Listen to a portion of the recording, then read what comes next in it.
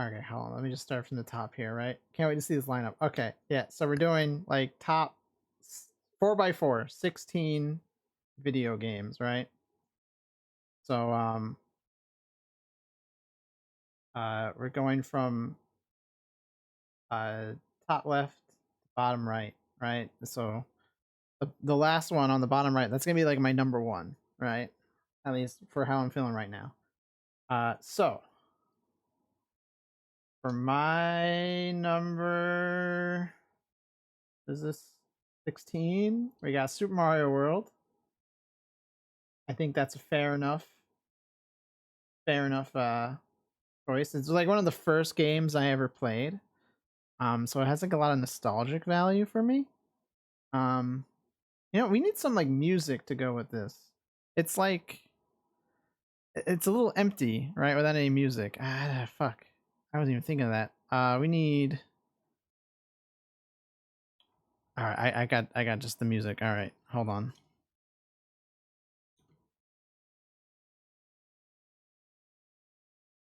How old are you, Otato? I'm 28.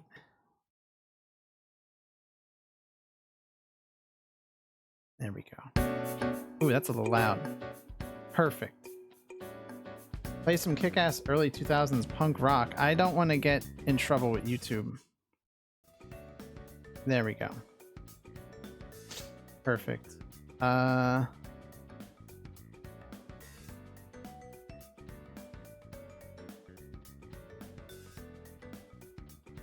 don't want... Around my age, it's probably nostalgic for the same stuff. It's possible.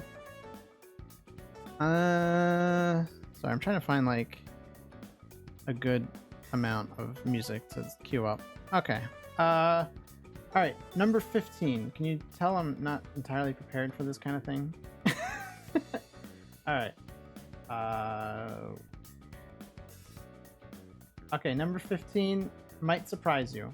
Not if you're a long-time stream viewer, though. It's gonna be Hi-Fi Rush. So Hi-Fi Rush, I don't know. I ended up liking it way more than I expected to. But it's a really awesome game. So it has like, okay, I like the aesthetic of it, right? I love the writing. Never heard of that one, to be honest. It's a more recent game.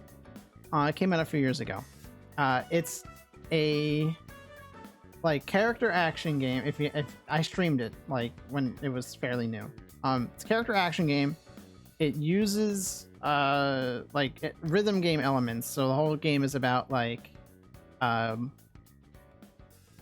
only like fighting enemies, but keeping in time with the music. And it uses a lot of licensed songs, and it has a lot of licensed songs that I love. And not just the licensed songs are great, but like the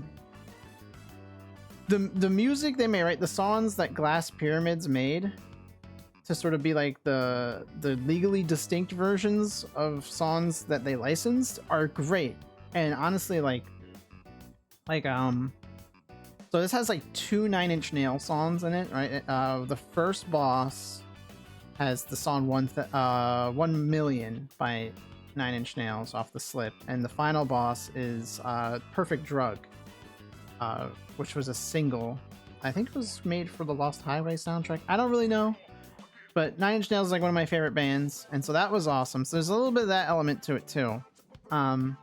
But it's just a fantastic game, and I was so distraught when I found out that like any production of a sequel was canceled after Tango Gameworks was like, or Bethesda was bought out by Microsoft, and so Tango Gameworks like had any production on a sequel like canceled. That was like devastating to me.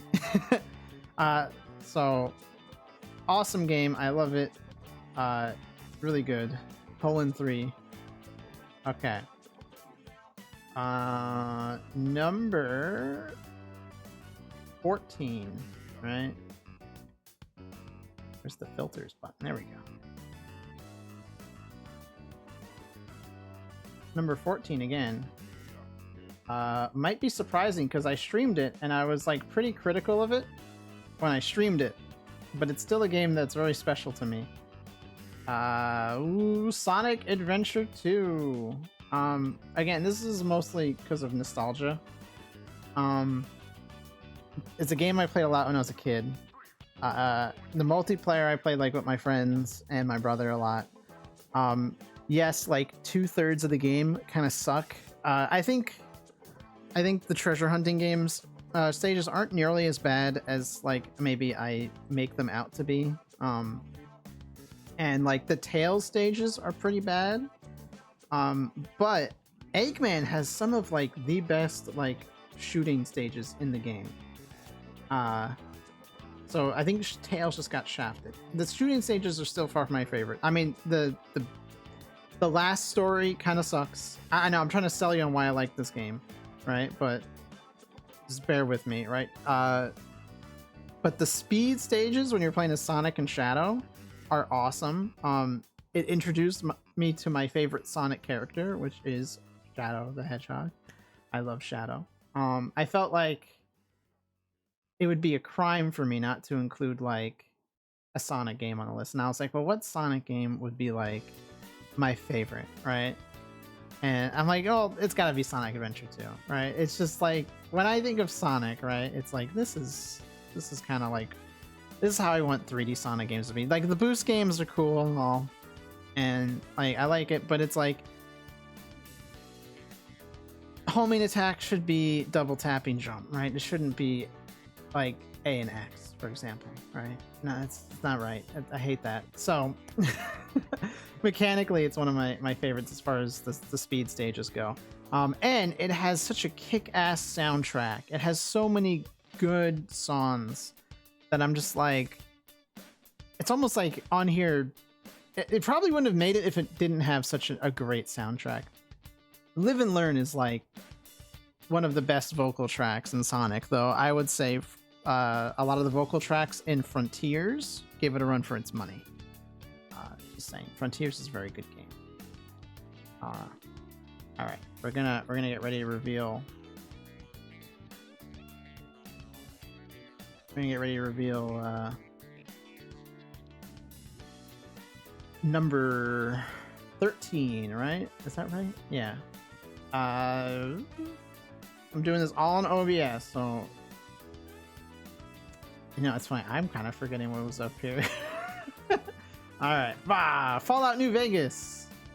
Again, I don't know. I played this game when I was like, what was I in like high school or something? And like Fallout 3 was already like such a great game to me, and I was like, Big Iron, yeah, Big Iron. And I was like, man, like what?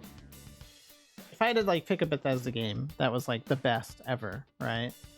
Morrowind would probably up there, but something Fallout New Vegas. Again, Fallout New Vegas was important enough to me that it made me go to Goodsprings in my life like twice, right? And that's kind of weird, especially after the first time was so miserable. But New Vegas is just like, it is like the best of like new and old Fallout. Like, I guess not really new anymore because new Fallout's more like Fallout 4.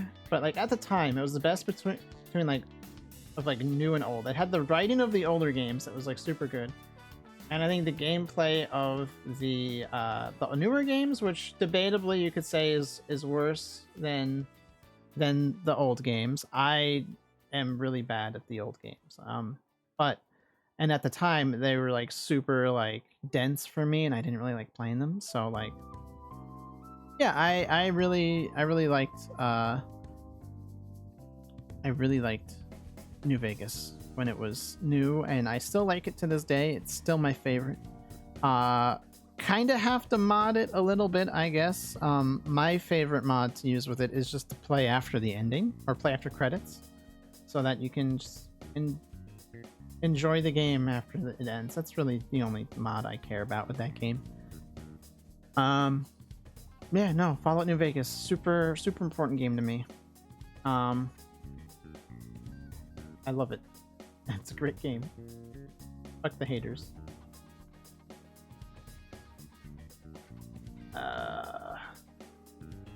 I don't know who hates it, but if you hate Fallout New Vegas, you're a nerd. How about that? How about that, numbnuts? Okay. Now we have to get to the next line, and that's gonna be fun. Oh, I hope this doesn't mess up. Okay. I'm gonna hide it just in case. I think I have it set up correctly. Good thing.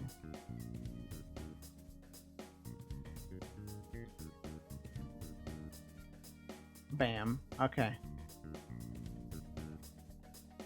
So now we can lower this. Number 13? Wait, no. 12. Number 12. System Shock 2. This is like one of those foundational games that I streamed like really early on into like my streaming career. And it was like after a bunch of my friends told me like, this game is awesome, it's great, you've got to play it, and like all of them were like getting into it. And I was like, all right, I'll check it out. And I mean, our longest running stream meme is from this game, right? The Xerxes lean, which is the dumbest meme. But Xerxes is still like a kind of a thing, half of like a weird mascot for the stream almost. I don't even know how to describe it, but awesome game. I got really self-conscious about a forum, a System Shock forum, making fun of me for playing the game, and you know, that was some character development for me. Was learning to not care as much about what some grouchy old boomers on the internet have to say about me on some forum that I don't visit, instead of even just leaving a comment. Yes, I'm super excited for Night Dive's like remaster of this game. I love it. I love System Shock 2. Had one of the most like frustrating brain melding moments in the stream, I think, was I was in hydroponics. Awful experience, but it's hilarious in hindsight. So yeah, I don't know. System Shock 2 is a game I think everyone should play, especially if you're like, oh, I love Bioshock, I love immersive sims, right? It's like, first of all, you play Bioshock, you ain't no immersive sim, right? System Shock 2 is like, if you like an immersive sim, you owe it to yourself. Like any immersive sim, right? You like Prey, you like Dishonored, you like, I don't even fucking know, right? You owe it to yourself to play System Shock 2 because System Shock 2 inspired that game you like. That's how awesome it is. And it's just really good. And Shodan's cool, and she can call me Insect any day. Right? Mommy Shodan ASMR. What the fuck? Next game. As we yeah, I have way too much Shoji Meguro in the in the lineup. It's just this music is so chill. That's kind of like what it's at. Man.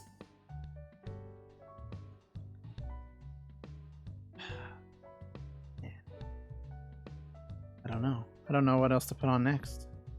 I'm like, all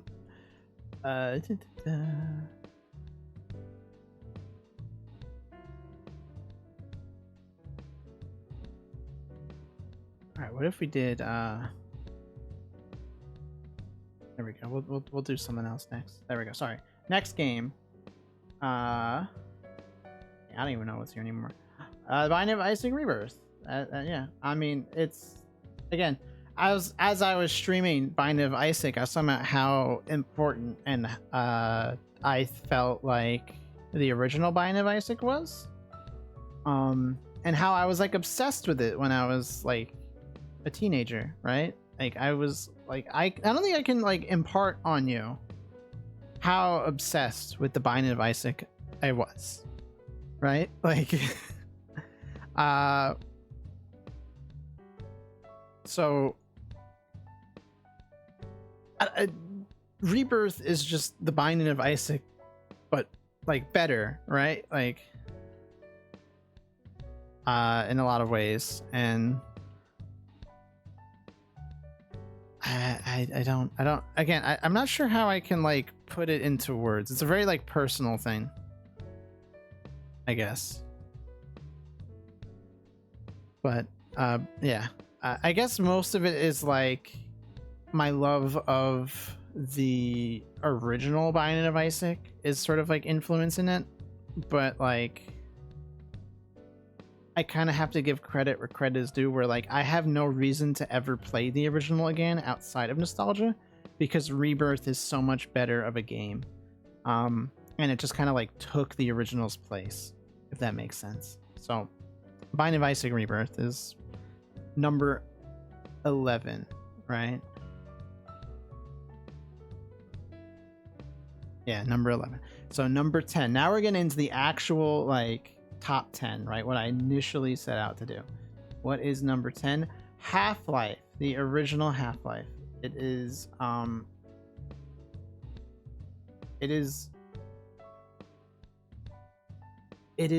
the like epitomal, maybe not epitomal, I don't know. It is just, it is like, as far as 90s shooters go, right? It's like the cream of the crop, right? The engine was amazing at the time, right? When it came out. I originally played the PlayStation 2 version, which like is a nightmare to play. Let me tell you, like going back to it, it sucks. But even then, I loved it. The mods are good. Exactly. That was my next point. There are so many mods for Half-Life, and you're like, oh, well, that doesn't count because that's not like the main game. No, the point is, it's like you play this great game, and then it's like a platform to play like even more great games. And it's like you want to play more like Half-Life, and so the mods like give you exactly what you want. It's like perfect. Like Half-Life, it's got like the world building's awesome in it, right? The level design is like top tier. It's got puzzles, the shooting's good, all the weapons like have a place, right? And like, okay, all right, maybe saying the level design is top tier is like, it's got like a big fat asterisk next to it, because like Zen sucks. And like the boss fights are awful, but all the Black Mesa segments are perfect. And the remake, right, the fan remake, Black Mesa, I think really lost a lot of that magic. And I feel like Half-Life 2 is a great game, but it doesn't live up anywhere close to what Half-Life 1 did, and it just kind of, it falls short, right? But yeah, I don't know. I fucking love the original Half-Life. It's awesome. It's number 10, right? Number 9. Bloodborne. Bloodborne is a pretty powerful game. Because it is the only reason I still own a PS4. I haven't plugged my PS4 in years, right?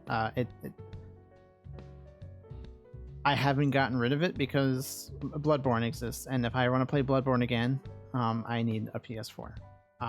It is, I had to like really decide. I was like, all right, FromSoft like is gonna be on here, but I can only really fit in like one FromSoft game, and like Dark Souls 1 is like, is what got me into FromSoft games. I think it's like a really great game. It's definitely the best Dark Souls game, right? Elden Ring's cool, but like I said, I've complained about Elden Ring so many times about how it's too long, there's too much stuff, the open world is confusing with no direction, and if I take a break from the game and I come back, I cannot care enough to figure out like what I'm supposed to do next, right? So Bloodborne, I think it's just, I love how aggressive the combat is compared to the other games. that FromSoft has made in that style. We're gonna ignore like Armored Core, because I've only ever played like one Armored Core game like for real, and Fires of Rubicon is awesome. I love that, but when I'm talking about like games like FromSoft games, I guess I'm kind of more talking about like their Dark Souls style games. So sorry people who know Armored Core exists. Trust me, I'm not trying to like erase Armored Core. I'm just like, you know, I don't know. I don't know what to call like Souls. Like I hate like Soulsborne as like a genre definer. I don't know. I guess the point is Bloodborne is awesome. It has great fucking like combat, right? With like how aggressive it is. The rally system's awesome. It has really memorable boss fights. Cool soundtrack. Fuck Father Gascoigne.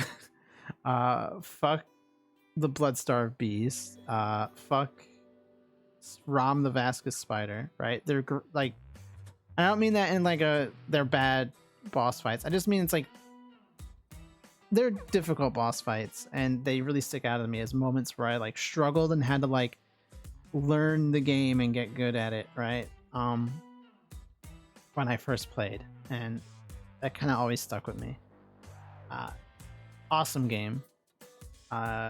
Really kind of held back by being stuck on PS4 and being stuck at 30 FPS, right? I think this game, if there was ever a game that needed a PC port, oh my god, is it Bloodborne? Please, like Sony, stop teasing us. All right, we need Bloodborne on PC. Let's go. Make it happen, please. I'll die happy. And then I'll play it again. I'll be like, wow, this game sucks, right? Like Dark Souls 3, it's what got me into Souls games. Bosses are fun and cool, and the game looks really cool and it's fun to explore. I can respect that. I'm not a huge fan of Dark Souls 3 personally myself. It's an okay game. Oh, you can see a little bit of the next game. All right. Okay. Oh man, what the hell am I doing? There we go. I forgot to hit shift. There we go. Number 9. Right? Hold on. I don't remember. What number am I at? Number 8, right? 10, 9, 8, 7, 6, 5, 4, 3, 2. Yeah. All right. Sorry. Yeah.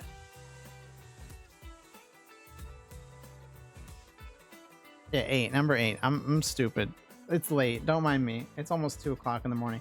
Legend of Zelda Wind Waker. I had to think like really hard. I'm like, I know a Zelda game's gonna be on the list, and like my favorite Zelda game kind of changes my mood. I mentioned that before. And it was kind of like a coin flip between this and like Majora's Mask, and I guess Ocarina to an extent too. Because I played a lot of like Ocarina of Time like randomized recently, and I was like, you know, I actually kind of like really love this game in like a like. But I have to think about it, like, I'm super nostalgic for Wind Waker because it was the first one I ever played, and I remember being really defensive about it as a kid because everyone always like kind of like wrote it off as like being just like cartoony, right? Like, oh, the graphics are cartoon, like it's stupid, right? And that looks like a kiddie game, and like I was like, I don't know, I was the only one who like in my family who like really wanted to like play Wind Waker, and I never had the opportunity to play any other Zelda game in the past. Like, Majora only had 2 slave slots, and my brother and my sister both had one. Ocarina of Time only had 3 slave slots, and my dad, my brother, and my sister all had a save. So I never really got the chance to actually like play the game myself because, like, you know, I didn't want to delete someone else's save. That's like assault. So like, Wind Waker was my first opportunity to like ever play a Zelda game, and I was so excited, and I fell in love with it like super quickly. It has awesome music. I love the art style. The art style is timeless, right? You want to talk about, oh, it's a cartoon. Yeah, well, it is aged so perfectly. You can play the GameCube version and it still looks awesome. I stream it randomized like every year because I love revisiting the game until it like crushes my hopes and dreams, right? It's an awesome game. I love it. Majora's Mask probably would have been on here if I didn't put the self-imposed rule of only having one game per series. So that's just the way it is, right? My next game, right, number 7, Metal Gear Solid 2. Yeah. Metal Gear Solid 2 is one of those games I played like kind of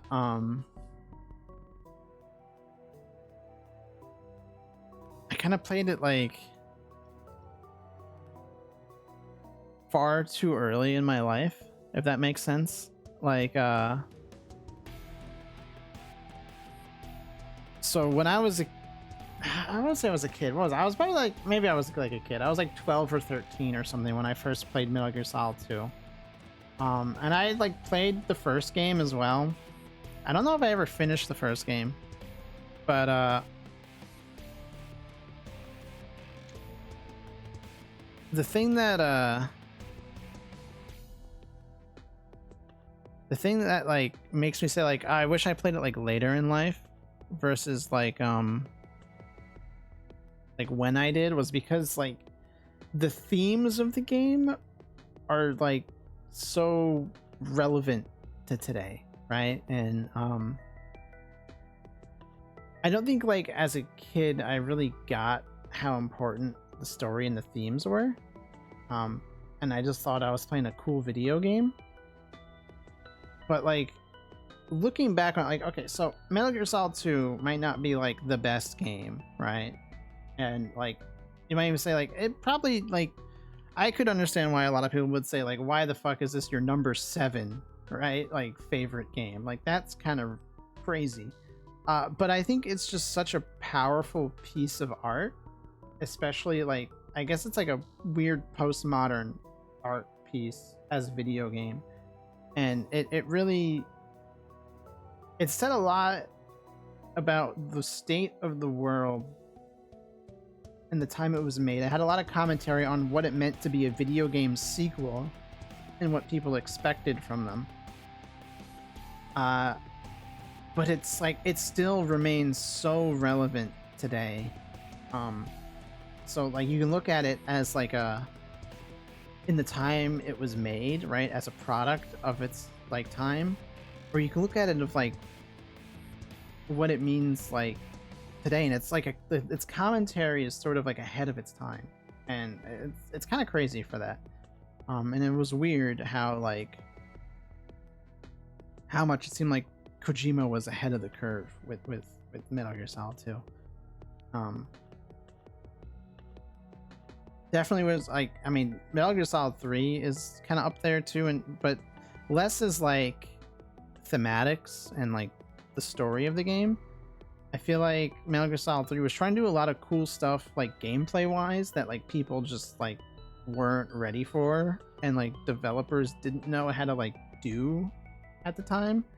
And I feel like Metal Gear Solid 2 is almost kind of the same way. Like the gameplay is still very much like Metal Gear Solid 1, but it's almost like it's weird. It's like detrimental, but it's also sort of kind of the point, because the whole thing is like a commentary of like, you want more Metal Gear Solid 1? Well, here it is, right? Oh, you want to be Snake? Too fucking bad. You can't be Snake because Snake's too cool, and now you're this loser, right? It's such a cool game.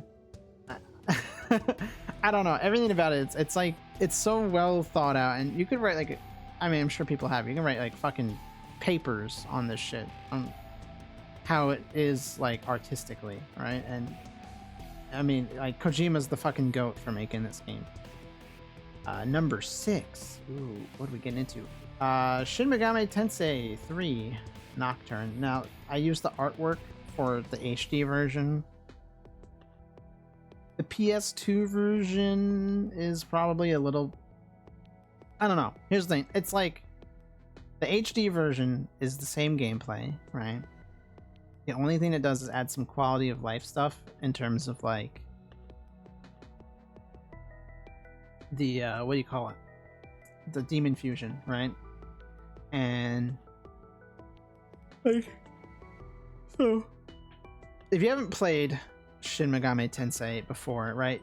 One of the main mechanics is demon fusion, where you have to fuse your different demons together, and you can make new, more powerful demons or whatever, right? And I guess they're not necessarily always more powerful, but kind of what you want to go for, right? So in the original release on PS2, you couldn't choose what skills your demons inherited from their like base, like right from the two that you fused together or whatever. So that kind of really sucked. And so the HD version, at least there's an update to it where you get to choose what skills demons inherit from their fusions, and that was really awesome. And it's a great quality of life. It saves you a lot of time pressing circle and X over and over. And it doesn't really break the game too much because you're just gonna like it's if you wanted to min-max your demons, you were just gonna waste time, right, until you got your min-max demon. So I don't think it's super great game breaking. However, I think the script of the original game, they tweaked the script a little bit for the HD remake, and they made it more like true to the original, and that's like fine, like the the original Japanese text. But I feel like the original localization had a lot more character, and I don't know, I still kind of prefer that localization, but I do like how the remake has voice acting. Not remaster has voice acting. Especially if you are playing the Maniacs mode, because then you get to listen to Ruben Langdon voice Dante from Devil May Cry series, right, featuring Dante, and I love that. it's cool. And I had to think like, all right, if I had to pick one SMT game as my favorite, what would I pick? And it was kind of like a toss-up between 3 and 4. I think 3 is cool with a lot of its like more like Nietzsche-esque themes, right? With the Demi-Fiend. The Demi-Fiend is just such a cool looking protagonist. The Vortex world is awesome. I love the battle themes. Shoji Meguro, sorry. Fucking like knocked it out of the ballpark with Nocturne's OST. And this was kind of like my introduction to mainline Shin Megami Tensei, and so I think again it kind of like holds like a special place in my heart for being like my first one. As much as 4 was like awesome, I played that game like when it was new, and so that was like super cool. Whereas this one, it was like I was going back and like discovering it right after it had been out for like forever, and I was like, oh my god, how did I never know this game existed? It's so cool. It could really be like any SMT game here, or maybe not any of them, but like, I don't know. It's hard to pick, right? It's hard to pick my favorite baby. I like Nocturne a lot, though. Number 5. Number 5. I'm like, it's gonna be Resident Evil 4, the original, right? None of this fucking whack ass remake stuff, right? No, we're talking about the original Resident Evil 4. Listen, the remake's great. It could be here too. It's a great take on like the original, like. But I think my favorite thing about Resident Evil 4 is the writing and how like campy it is. It feels a lot like a Sam Raimi movie, right? With how campy it is. I really enjoy like Leon's like one-liners and his banter with like the bad guys and all that stuff. What? This is not the Chow Garden music that I fucking queued up. What the hell is this? Oh, okay, I guess it's just going through all of them. Like, what the fuck is this? This is like evil Chow Garden. Fucking, I don't know. I love the writing of Resident Evil 4. The gameplay, my favorite version is the Wii version because I think motion controls make Resident Evil 4 like the coolest. And I was super disappointed when the Switch version didn't use the Joy-Cons like the Wii remote on the Wii version.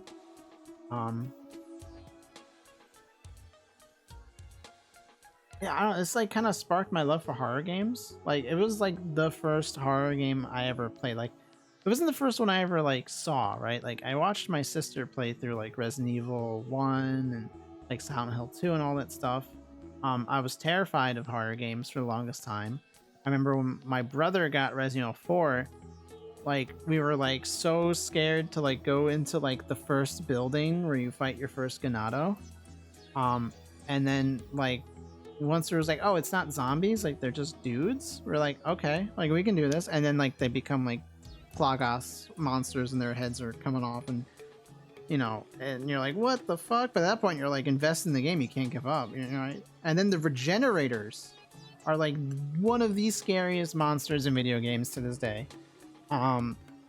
Absolutely, their breathing fucks me up, right? That right now, absolutely no, thank you, right? Resident Evil 4 is awesome. And it's like playing that myself, right? Playing Resident Evil 4 myself kind of gave me the courage to like play horror games, right? What are my thoughts on the remake of it? Remake is a great game. It's fantastic. It has a lot of cool mechanics. Like parrying's awesome. To me, gameplay wise, both they're similar but different enough that they kind of stand on their own, right? Like the original's a little bit more rigid, right? Whereas the remake is more like fluid, right? And how you get to move and what options are available to you. The level design in both kind of fit the gameplay of what, you know, that particular version's going for. So to me, it's like I think they're both equally fun to play, right? So my preference for one over the other comes more down to like the writing and the tone. And I can appreciate the tone that the remake was going for. It's a different take on the same story, right? And I think the character designs are pretty cool. I like some of the additions, like of like the interactions between like Leon and Krauser and all that stuff. However, I have more of a preference for the original, like tonally. It has a lot of great moments. My favorite boss fight, or maybe not my favorite, but one of my most memorable boss fights, I'll say, is absent from the remake.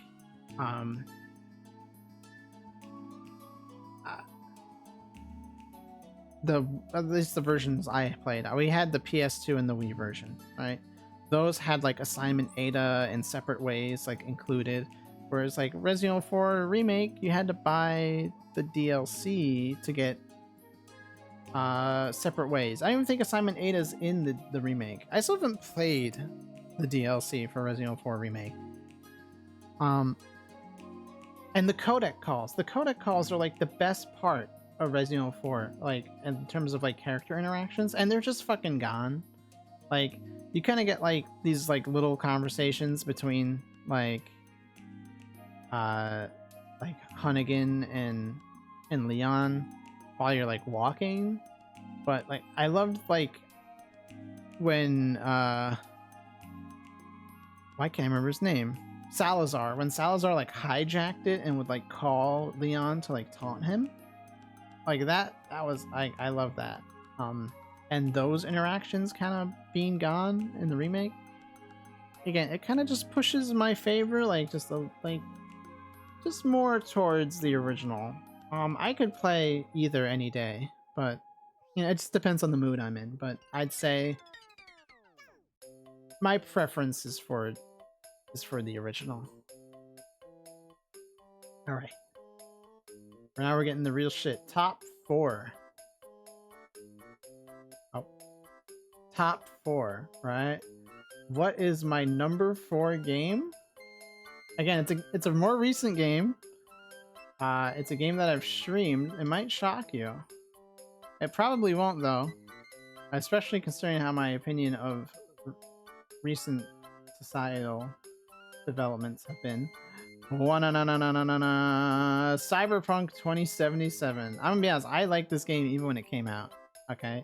1.0, this game was great. When Phantom Liberty came out, it became like even better. And then when I had a PC that could fucking run it, oh my god. Gonk. This game is preem. This game this game is Nova, right? It irreparably like destroyed or improved my vocabulary depending on how you're looking at it. I fucking love Cyberpunk. This game is one of the most important games I ever played. I love it. It has such good music. Johnny Silverhand, Keanu Reeves is breathtaking, right? Good choice, Chum. I love V. Valerie a little bit more than Vincent, personally, but they're both great, right? Judy's awesome.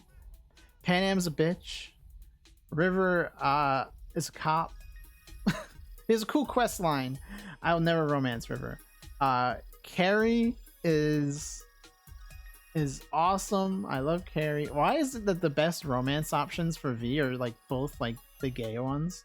Like I'm not even trying to be like, haha, look at me. I'm you know, I'm part of the Skittle Squad too, right? Like, but no, like actually, like it's like the best romance options for V are both the gay ones.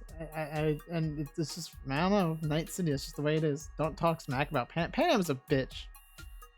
Alright? You kill yourself if she's telling you to like, oh, I hope you're in hell. Like, fuck you. Takamura is like kind of a homie until the end when he also wishes that you're rotting in hell. Yeah. Phantom Liberty is so fucking cool, bro. Oh my god, I cannot get over. Oh, I've run out of music. Oh shit. You know, let's put on some cyberpunk music, right? Do I have cyberpunk music available? There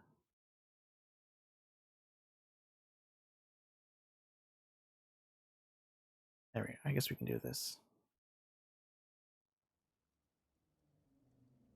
But yeah, gameplay wise, it's awesome, right? Some of the best writing in a video game I think I've played in like recent years. Right? Jackie Wells, my chum, my brother, Jackie Wells. Man, it's like if there's a character I wish could stay with me for a whole video game, it'd be Jackie. Right? I think a lot of it is like I love the character so much. The actors give such good performances. Again, Phantom Liberty is one of the greatest DLCs, expansions ever for a video game, I feel like. Right? Fuck Songbird, fuck Reed, but they're great characters, right? I hate everyone in Phantom Liberty for like trying to like manipulate you. But whatever, you know. You get to see Mr. Hands, you get to meet him, one of the best fixers in all of NC. Awesome stuff, man. I cannot talk about how great Cyberpunk might be a little bit of a hyperbole, right? But Cyberpunk is like a foundational game for me. Tom on the Hollow after the heist. Yeah, no, it's really sad when you call Jackie after the heist. You get to give him like updates like throughout the game in his voicemail. No, it's like a really foundational game for me, I feel like. And it's weird because it's so like recent. I'd say it almost changed my life in a way, but more not so much my life, right? But it changed like I think my outlook on things and how I interpret things in real life, right? How my views like it influenced me in a way like where I started thinking about things in ways that maybe I hadn't before, right? Critical of things, being more critical of things that maybe I was more accepting of before, right? And I think part of that also comes into like the change in how I like viewed myself, how I accepted parts of myself, and how like that fits in with like society, and how society kind of treats that like shit, and how like I don't know, I don't know, it's like you can be an individualist, and that's cool, but I don't know, fuck corpos, right? um fuck the power, man. I don't even know. I don't know where I'm going with this.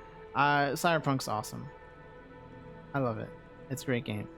It's a great piece of art. You'll see as I probably get through some more of these games, right? It's like some of these, it's like part of it's like I love it as a game, and part of it is I love it as a piece of art, and not a piece of fart. What is the next game? I don't even know.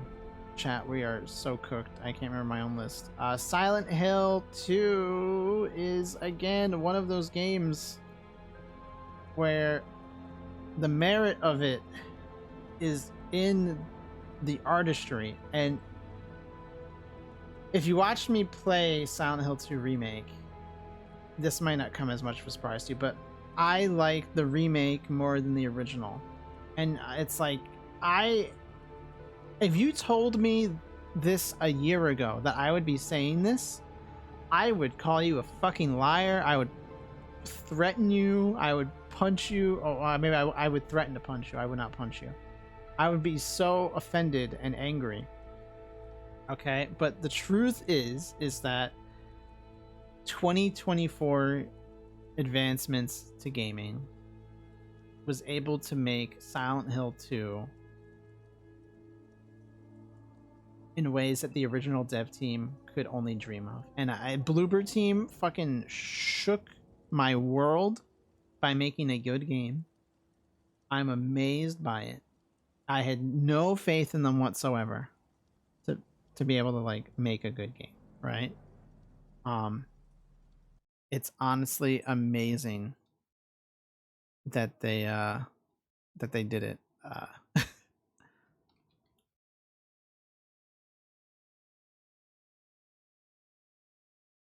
Absolutely, like just like crazy.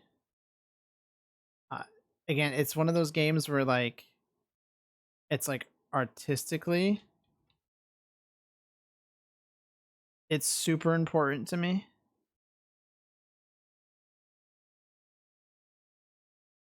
but sorry, I don't know where I'm going with this. I think like if you compare the original and the remake, right, the voice acting and the mocap for the characters is so good. Like you can't even say voice, it's just actual acting, right? The acting in the game is phenomenal. Even like the little like character things, like when James and Maria are interacting, like James will make these like facial expressions, especially when she does something like kind of ridiculous. You're like, why is she doing this in this situation, right? He'll like sigh, right? And he'll be like this fucking bitch, right? Like you can hear. It made the interpretation of James in the remake is like it makes him so much more human, and I feel like James is one of those characters that I think we all can kind of relate to like a little bit. I mean, obviously not for what he's done, right? I don't think anyone can I don't think most people can relate to like what what James did, right? Spoiler alert, right? He killed his wife, right? I'm not saying I relate to that. What I'm saying I relate to is that like James, he carries this like guilt with him, and even when he's like convinced himself, right, that he's not guilty, right, that like that he's in his delusion, he has this like heaviness to him. And I think we all have like a little something that maybe like we carry with us that we're like maybe not necessarily guilty of, right, but maybe that like we're ashamed of, or something in our past that we wish we could change, right? And like we have like a conflict in us that like we have to kind of resolve. And I think it makes like seeing James kind of go through like the denial, the acceptance, right? And like facing the reality that he's been trying to like deny, right? It makes him so much of a human character. And it's like you can tell like what he did, we know it's wrong, right? Morally and all that. He knows it's wrong, right?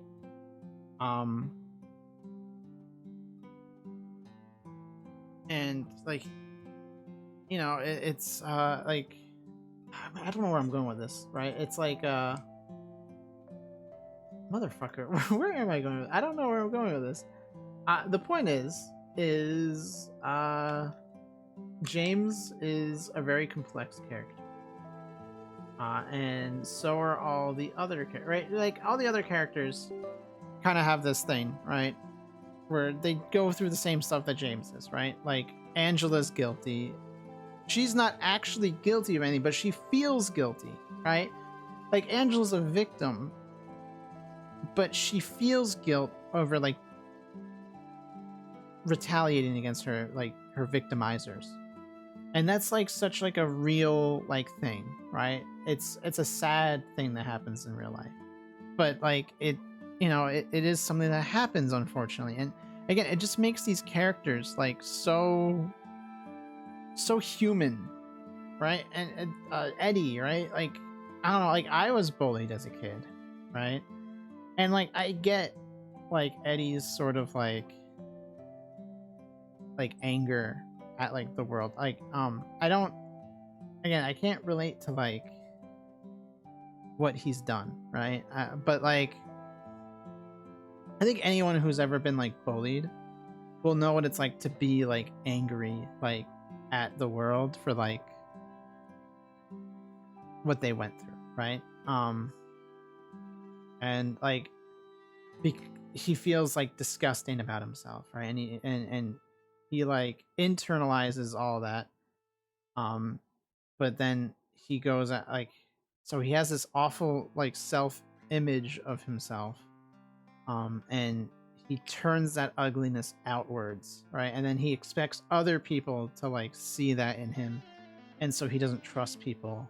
And then when like his interactions with James kind of like have that lens, right? And so like that's why like when before you fight him, right, he's like, you know, he's like, you're just like them, James. Like he always knew. I don't know. Again, these characters, they all have something, this like extreme version of something that I think we've all as humans have like carried with us at some point in our life, right? And you know, that's why it's psychological horror, right? Because like you go into the psychology of it all, right? And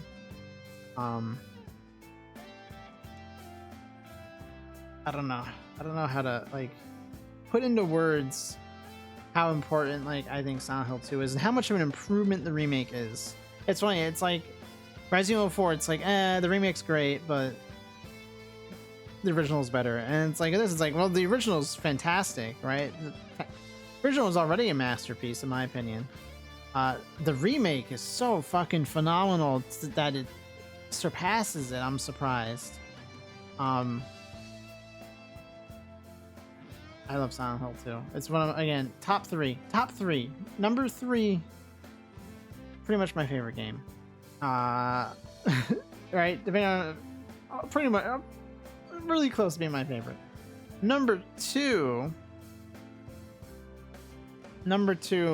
is probably not going to be surprising to a lot of people,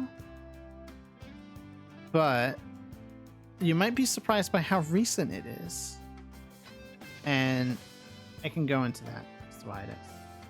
And again, a lot more recent games than I probably would have originally expected myself. But number 2 is Persona 3 Reload. You might be thinking, why the remake, right? Well, the remake is because simply put, it's just mechanically, gameplay wise, it's a better game than the original, and then better than FES. It does kind of suck. I'm salty about the DLC stuff in terms of like the FES content, like episode Igus being something I have to buy again, even though I bought like the super expensive version. All right, all that, whatever. All right, it's like, okay, that sucks. However, the actual game is so important, and I played the Persona 3 FES, right, the original story, right, the journey, right, episode U, I think it's called in Japan. I played that at a really important time in my life. I guess I was like a pretty depressed like teenager at the time, and I really resonated with like the themes of the game and all that, and I don't know, it was like I kind of joked about like, oh, Cyberpunk like changed my life, right? But like, even though like Cyberpunk like it kind of changed my outlook on things, like I think Persona 3 like FES kind of actually really did like change my life when I played it, and I think it kind of helped me move towards like a more positive mindset. Even it's funny because it's this game about like death, right, and all that stuff, and it deals with themes of like depression and like suicide a whole lot, and that was stuff that I could like kind of like, especially since it related to like teenagers, right? You know, the game was sort of made, the theming was like a commentary on like, you know, teen suicide and stuff in Japan and stuff like that. And as a depressed teenager, that really resonated with me. And but I think it helped me realize, like, as stupid as it sounds, right, like how important like the people in your life are, right? And I think it really helped me move towards like a more positive mindset in my life. Maybe not 100%, right? And I don't even know if I'm still at the point where I'm saying like I have a completely positive mindset. I don't think that's the case, but I think playing Persona 3 and like kind of experiencing the story and the themes of the game helped me sort of like reevaluate things. And now why did I pick a vocal track? I don't know. Again, it's one of those games where I think I played it and it was super foundational, just not as like not. It's a funny RPG about the power of friendship, right? But it's such an important game to me. And I love it, and it will forever be one of my favorite games, and probably my favorite Mega 10 game above all else, because of how special and important it is to me. Even if it's not like the best mechanically, even if it's not the best, you know, with the dungeons and all that, it is, you know, maybe this isn't as loud as I thought it was. I don't know.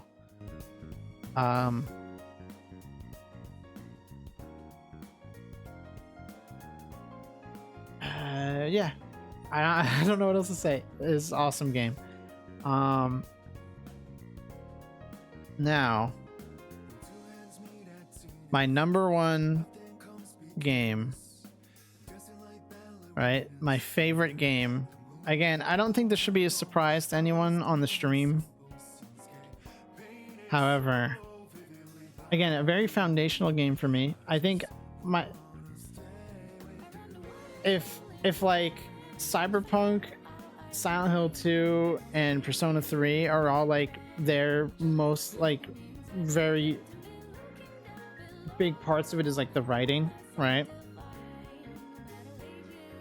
This game has won its spot at number one for being one of the most like, and you know what? I don't even care if this is like a statement of fact that could be like proven wrong, right?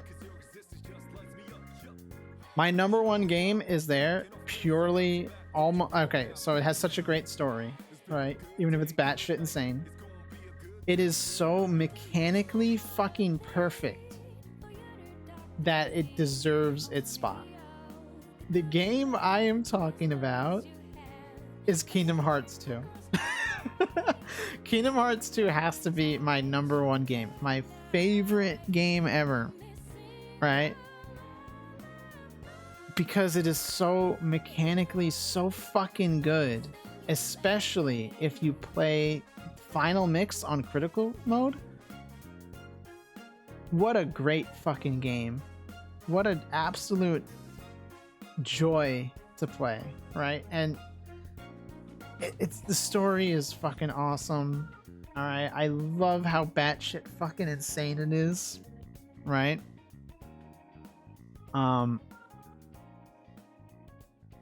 The characters are like the best thing ever, right? Especially Roxas. Roxas, my beloved, right? I remember when I first played the game and I was thinking like who the fuck is this, right? Like why am I not playing as Sora? Like where the fuck is Sora? Like they're talking about Sora. Where is he? And then like you do the prologue and you're like you start to get attached to this character, right? That you've like just met. And like you feel bad for him because he's going through it, you know, like he's got a lot of stuff on his mind. Like he's very heavy-hearted, Roxas, and like you're trying to like figure out why as you play through the game, but you're also trying to figure out like where the fuck is Sora? Where is my character from the first game? And then like you get to the end of the prologue and you just you realize like, you know, like the revelation that like, first of all, it's the actual dialogue, right? Where Diz tells Roxas like you shouldn't even exist. It's like, I think he even says like, how could you say that, right? And it's like, it's such like a heavy moment, and it was like one of the first times in a video game where I think like, I don't know, like again the dialogue and like it had such like an emotional like kind of resonance to me. And it's like, you know, you play it as a kid and you're just like, you know, and you have that line where like right before Roxas kind of merges with Sora, right, and becomes whole. Roxas has this line where he goes like, I guess my summer vacation's over. And you know, like when you're a kid, you know that feeling of like, oh man, summer vacation's over. Like I have to go back to school, right? No more like just spending the day like just dicking it away, right? But then you're like, wait a minute, like in a sense he's about to like fucking die. Like you know, like this, and you're like, okay, what, like there's this whole story there where it's like, well, he's not actually dead because he's like living on through Sora, right? But it's like Roxas is this character that was like never supposed to exist. And like when you're playing this, you can tell there's like this innate sadness to him. And then you get to the end and you're like, not only does he find out he's not supposed to exist, he's told he's not supposed to exist by someone who hates him for existing. And then he ceases to exist because of this guy that he's never met needs him to like join back into him. And it's like, as a player, you're like, I have to give up on Roxas because I've been complaining about wanting to play as Sora this whole time, and now like Roxas isn't allowed to exist because, right? And it's like I have to give up on Roxas if I want to play as Sora again. And it's like, what the fuck? Like you're making me do this as like a 10-year-old. Like that's fucked up. Like it's very existential, and I've never really thought about that like before I played this game, or like all that. And then it's like, you know, Organization 13 and all their stuff and how they fuck with Sora's head, and you know the nature of like memory, and you know, I don't know. again, the fucking story goes crazy. I could ramble about the story of Kingdom Hearts 2 all day, but I think the standout of like the characters and the writing in Kingdom Hearts 2 revolves around Roxas. Like Roxas is the fucking like goat of that game. But the music is fucking perfect, right?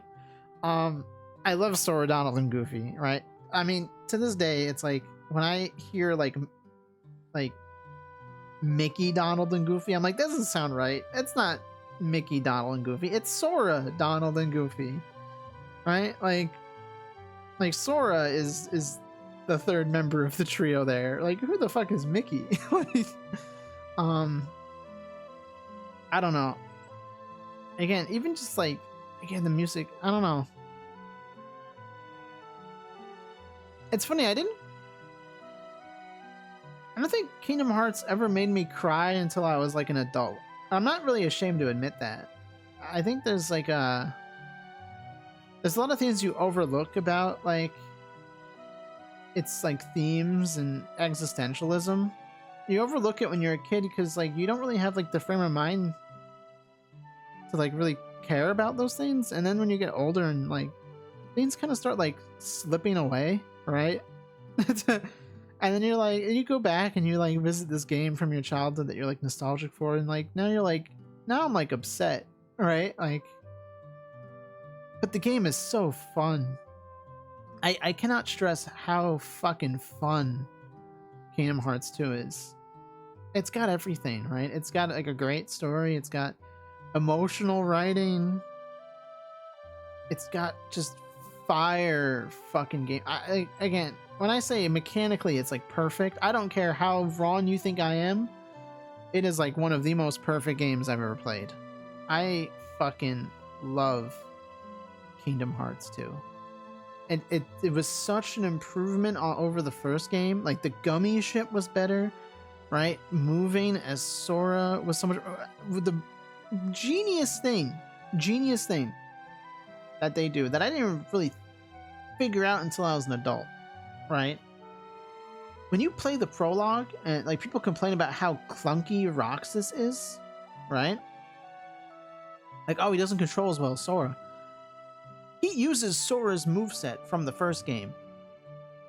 That just goes to show how much like fucking crazy better Kingdom Hearts 2 is over the first game. And people are like, oh, well, you know, the first game has like a darker tone and it's like more serious and there's like crazy stakes, and that's all fine. Like, I get it. Like, I'm not saying Kingdom Hearts 1 is bad. I think it's a phenomenal game, but Kingdom Hearts 2 is so fucking much. It's so good. It is so good. I don't know. I love it. Every time I listen to Lazy Afternoons, which is the music that's playing right now, I want to cry. Like, it's like the nostalgia of it. And then just like, again, I don't know. There's something about this song. When I hear it, it makes me feel emotional. It has this like kind of melancholy type of nostalgia to it that when I hear it, I can't help but like feel sad that the past is never coming back, and I can't go back to like whatever better days or whatever fond memories I have, right? Like those are gone. I don't know. Again, it's just even trying to like put into words how this song makes me feel is gonna make me fucking cry. I'm already kind of tearing up. Again, just an awesome game. But that's my top 16 games, right? Nice clean 4x4 grid. It took me forever to make. I don't mind rambling about it for an hour. These are great games, and I can codify this, put this on YouTube and say, that's it. Thanks for joining me for this chat. Let me fix myself, but yeah, thanks for joining me.